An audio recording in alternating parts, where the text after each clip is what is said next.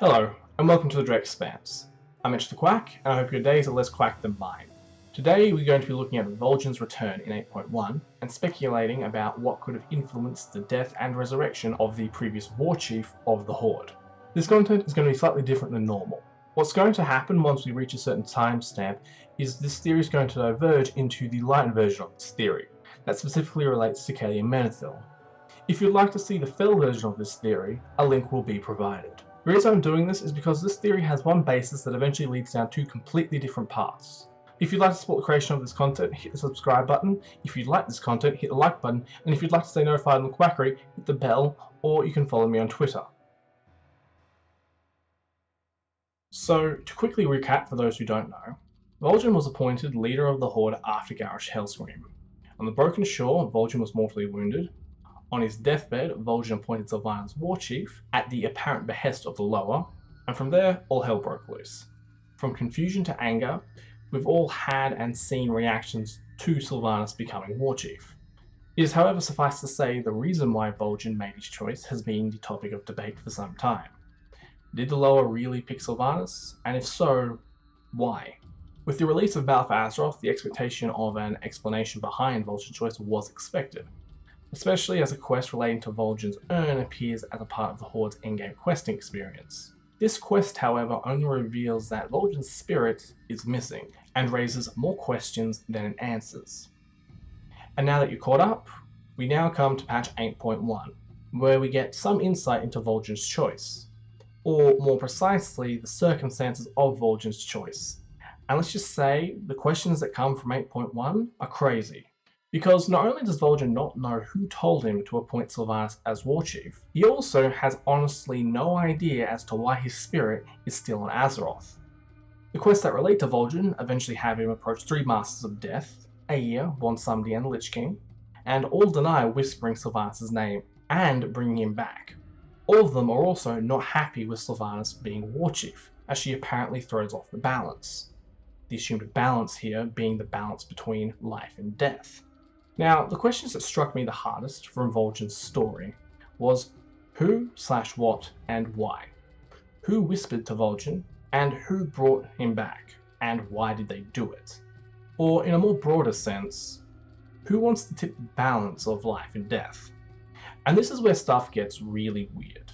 Since if you consider the entities Vol'jin approaches, Wont, the Lich King and Aia, at least one of them, the Lich King, has been making considerable moves to exert their influence, yet even he says Sylvanas being Warchief throws the balance, which either means he's lying, or whatever's influencing these current events has an immensely dangerous goal, as incredibly worse than a scourge to Azeroth. What's also interesting is this interaction Aia has with Vol'jin. Who be having such power? Could it be the same one who bid me to name Sylvanas Warchief? You have been touched by the hand of valor. Such a noble force does not scheme for mortal thrones. Now, the first way to take this is whoever brought Vol'jin back has no interest in Sylvanas being Warchief, and in turn, it was two different forces that influenced Vol'jin's death and resurrection, which is the way Vol'jin took the statement. The other way to take the statement is that Sylvanas was chosen to become Warchief for a much grander purpose, as in she wasn't chosen to be Warchief to save the Horde, but because Sylvanas in the position of Warchief is going to, or has already done, something that's going to shake the universe. Basically, whatever scheme is going on probably has something to do with Azeroth itself, or something much grander.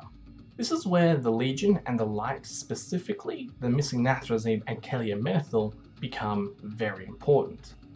Because unless we're dealing with a new player altogether, which is quite plausible, but I'm going to assume for this theory that we're not, then what Vol'jin's quests show is a Lower, Wont, who is innately attached to nature and death, death itself, and the Damned, as attached to the Lich King, and ordered death with Aia, do not want to throw out the cosmic balance. This in turn leaves three confirmed greater magical forces left: the Light, the Void, and Disorder. Now, the Void is almost instantly kicked out of the realms of possibility with this theory, because where yes the Void does want to throw off the balance, the Void's evident fear and hatred towards death and the undead, push it to the sidelines. N'Zoth or other forces within the void might be outliers, but for now, N'Zoth's forces, at the very least, have no reason to want undeath to spread across Azeroth. Azshara and the Naga seem to be more than enough at this point. And so this leaves the Light and Disorder as the last two possible suspects to be thrown at the balance. And oh boy, these two sides are so suspect, it's not funny. So the Light, the Undead, and Kalia Menethil. Why would the Light try to bring balance to the universe? Well, the simplest answer is the Light's exactly like the Void. It wants to spread the light to every corner of the universe and has no intention of keeping balance in the slightest. That said, when it comes to putting Sylvanas in charge of the Horde, what does the Light gain? And what would it gain from keeping Vol'jin's spirit from passing on? When it comes to Sylvanas, the answer is actually scarily simple. The Light wants more undead in the universe. Now, I know the initial reaction to that is, what? Where'd you get that crazy idea from? But think about it. In Before the Storm, it's established the Light does not actually have a problem with the undead. Alonzo's Foul is probably the most evident proof of this. Why we think the Light hates the undead comes from mortals, from our experiences of the First Death Knights, the Scourge, the Forsaken's actions, and the natural state of being undead. But the Light itself, the true Light that you can attach to Naru, doesn't seem to have any qualms about inviting and or just raising the dead, like it did with Kalia, into the ranks of the Light. Think about the Draenei and their Sentinels. Those Sentinels aren't powered by nothing. They're powered by the souls of fallen Draenei. They are technically walking undead in mechanical form. And this is not mentioning how the Draenei have the same habit when somebody criticized Sylvanas for having, in that they keep their dead spirits. The Arcandoon wasn't built for the scenery, it was built to house the souls of dead Draenei, in crystals. There's also the relatively recently revealed fact that the Void hates the undead. And the question that comes to mind for me is, if the Void hates the undead, does that mean the Light, being the opposite of the Void, brings undeath? Or likes undeath? Or at the very least brings a form of undeath we are unfamiliar with? The kind of undeath that allows an undead to be close to the Light without being burned? The kind of undeath Kalia is currently experiencing? All of this theory ties into one of the fundamental tenets of the Light. It's the idea that in the light, we are one. And it basically implies where, yes, we mortals have distinguished the difference between the living and the dead, the Light, the true tenets of the Light, doesn't. As you can tell, my main point here is the Light doesn't have a problem with spirits lingering or the dead being raised as long as they serve the Light. How all of this ties to Sylvanas being named Warchief, though, is that the Light might actually be setting her up as a proxy to raise more undead, and possibly use her actions as a way to play both the Alliance and the Horde against each other. The foundation of this theory comes from Kalia Menethil. How so? Well, I haven't made part 2 of Before the Storm lore yet, and I need to get around to that. But at present, after reading Before the Storm, I got the distinct impression that Kalia's death in Arathi was a setup by the Light. I know that's one of those statements that needs to be explained, and when I get around to making part 2 of Before the Storm lore, I will explain the logic there, but at the moment, bear with me. Kalia's death was set up by the Light so it could turn her into her current state. Kalia's current state being very similar to the Lich King, except she's powered by the Light. Now, initially, I figured Kalia's death was the Light reacting to something putting Sylvanas in charge of the Horde. The reason being is that when you consider the major events that have transpired as a result of Sylvanas being Warchief, there are 2 major things that have happened so far. The first was Kalia's death, and the second was the war with the Alliance and the burning of Tedrassil. Now, with what we've known about the Lightforge and Alternate Draenor for quite some time now, I always figured the Light would have wanted peace. Then it would slowly spread its influence over Azeroth to the point at which it had an overwhelming advantage, and then it would start a war like it did on Draenor. The eventual theory here is Sylvanas was made Warchief to start a war and in turn put the Light's long-term plans in jeopardy. What I didn't consider until it was revealed Vol'jin had been touched by the hand of Valor was, what if the light was the one to whisper Sylvanas' name to Vol'jin? And upon pondering it more, it started to make a lot more sense, because the light ends up winning on multiple fronts. As in, because of the war, the Alliance will do what it always does, and call upon the light, relying on it more to protect their people, as seen throughout the Alliance's history, in particularly human history. And in turn, the light gains more influence. You then have Sylvanas and the Horde, which start a war and start raising more undead, which the light sees as more spirits to embrace. And as long as the light has Kalia, a possible LK 2.0, there's a good chance that in the future they could usurp Sylvanas' power over the Forsaken, especially if she can offer them the comfort of the light in the cold reality of being undead. I mean, Kalia even states herself she intends to become queen. So in the short term and the long term, the light makes major inroads into both factions, and major gains overall.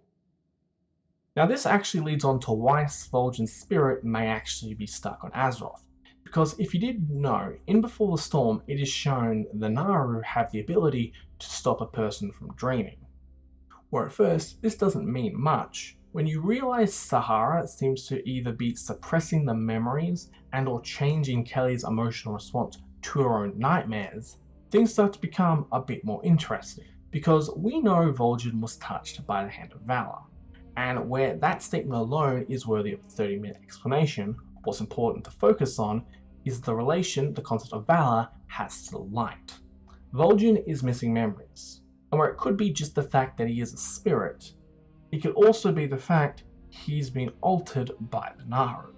Something else to take in mind is the way Vol'jin is described as being neither undead nor damned, a characteristic that shares a very similar description to Kalia, who is described as being both but neither undead and living. Now, if you've watched the Fel version of this theory, you know that Vol'jin's predicament is very similar to the Lich King.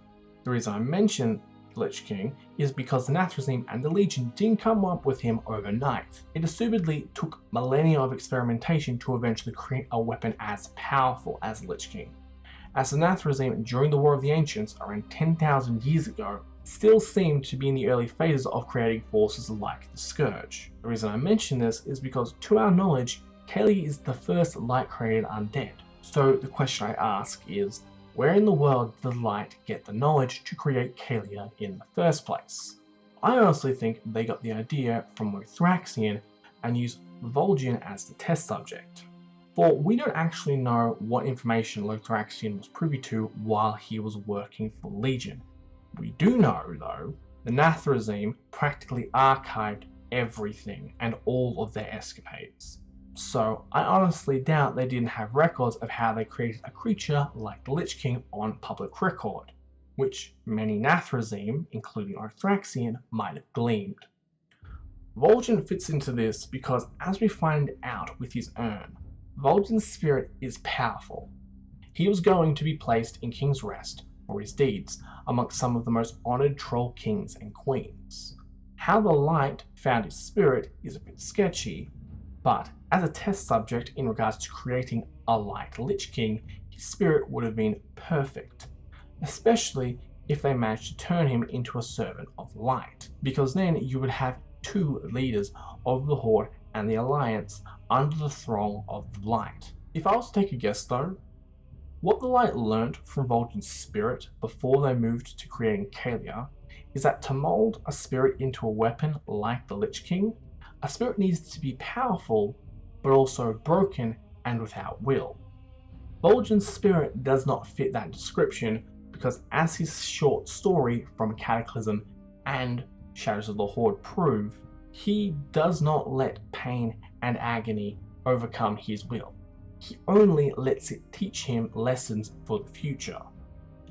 Hence why Kalia Menethil, of royal blood, the heir to Lordaeron, and mother who lost everything she loved in the world to a deep and personal betrayal, was the next candidate to be transformed. Because, similar to Ner'zhul, after being tortured endlessly by Kil'jaeden and the Nathrezim, Kalia's spirit was broken from the losses she had suffered, and so molding her spirit into a weapon like the Lich King was a lot easier than Vol'jin's. Why Vol'jin's spirit is still around from here is twofold. The light either discarded Vol'jin's spirit or it was locked away somewhere, and whatever summoning was done to commune with Vol'jin's spirit set him free. But due to whatever the light did to him, he doesn't remember. So overall, the light wants Sylvanas in charge because she will make more Forsaken. The light wants more Forsaken because then there will be more people to embrace the light and carry out its work. The light does this because when it comes to keeping balance, it's as bad as the void. Though, unlike the void, it doesn't distinguish the difference between the living and the undead, as all are one under the light. The eventual plan is to assumedly use Kalia to usurp Sylvanas' control of the Forsaken, and most likely use that boost in numbers to take control of Azeroth. And the reason why Vol'jin's spirit is stuck on Azeroth is because the light needed a test subject in regards to creating a new Lich King, aka Kalia. The attempt practically succeeded, and now Vol'jin's spirit is now stuck on Azeroth, but Vol'jin's will was not broken, and he was either let go or escaped. With all that said, do you think this is plausible or possible? Leave a comment. The best speculation is always done with community. If you prefer to talk about your lore though, I usually hang out in the Shinies and Lucydos Discord. And even if I'm not there, the small community that usually is amazing to talk lore, speculation, or anything World of Warcraft with. So until next time, have a nice day.